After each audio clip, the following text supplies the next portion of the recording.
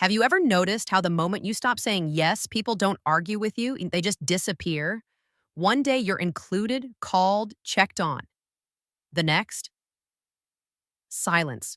No confrontation, no explanation, just distance. And if you've experienced that, it can mess with your head because all you really did was finally choose yourself. Psychologically, this happens because some relationships are built less on connection and more on access. When you're the person who always says yes, yes to helping, yes to listening, yes to adjusting, yes to showing up, people unconsciously associate you with what you provide, not who you are.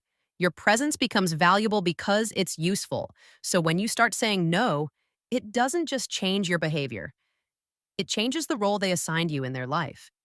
For the person hearing no, that shift can feel personal, even threatening. It forces them to confront something uncomfortable, that they were benefiting more than they were giving. Instead of adjusting or respecting your boundary, some people protect their ego by pulling away. Distance becomes a defense mechanism.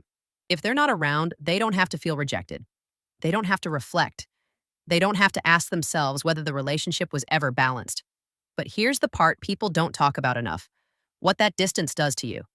Because when you're the one who finally says no, you're usually already exhausted. You didn't set boundaries because you stopped caring.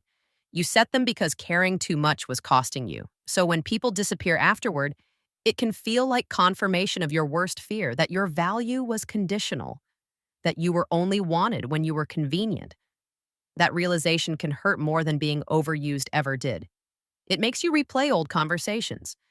Wonder if you were too harsh, too cold, too selfish, even though deep down, you know all you did was stop abandoning yourself. The silence that follows a boundary can feel louder than any argument because it answers a question you were afraid to ask. If this sounds familiar, let me pause here for a second. Have you ever noticed people slowly stop calling, texting, or showing up after you stopped being the always yes person? Or maybe you felt that quiet shift: fewer invites, shorter conversations, more distance, right after you finally said no. If you've lived that, I'd really like you to share it in the comments. A lot of people are carrying this experience quietly, thinking it only happened to them. The truth is, distance after boundaries doesn't mean you did something wrong. It means the relationship couldn't survive without your overgiving. And while that can feel lonely at first, it also reveals something powerful: who was there for you and who was only there for what you provided.